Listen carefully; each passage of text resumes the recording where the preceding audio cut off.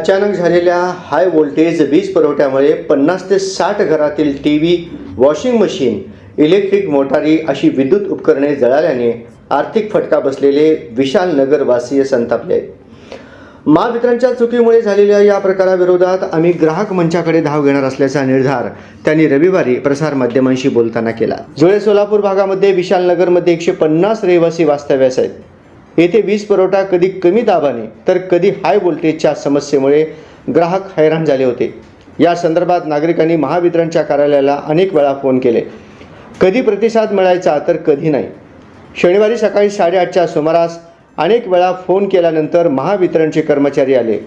ते दुरुस्ती करून गेले आणि 9:30च्या सुमारास 50 ते 60 घरांमधून एका पाठोपाठ एक आवाज झाले. कोणाचा टीव्ही, कोणाचा फ्रीज, वॉशिंग मशीन, इंटरनेटचे राउटर असे हजारो रुपयांचे नुकसान झाल्याचे नागरिकांचे म्हणणे आहे. या प्रकाराबद्दल महावितरणच्या कर्मचाऱ्यांनी कानावर हात ठेवत जबाबदारी झटकली.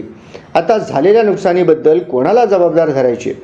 जवळपास लाखो रुपयांचे नुकसान झाले. या विरोधात ग्राहक मंचाकडे धाव घेऊन न्याय मागावा लागेल अशा भावना नगरातील अंकुर येळीकर, श्रीकांत देशपांडे, इरप्पा शाबादे, बालाजी पाटील, प्रकाश मस्के, राजशेखर येळीकर, गोपाळ पांडकर, विश्वजित पोद्दार आदी रहिवाशांनी व्यक्त केल्या. या नगरात मध्यमवर्गीय राहतात. अचानक जळालेली ही विद्युत उपकरणे लगेच कशी घ्यायची? आर्थिक तजवीज करून घ्यावी लागतील. याचा मनस्ताप रहिवाशांना सहन करावा लागणार आहे. महावितरणकडून पंचनामे करून नुकसान भरपाई मिळावी.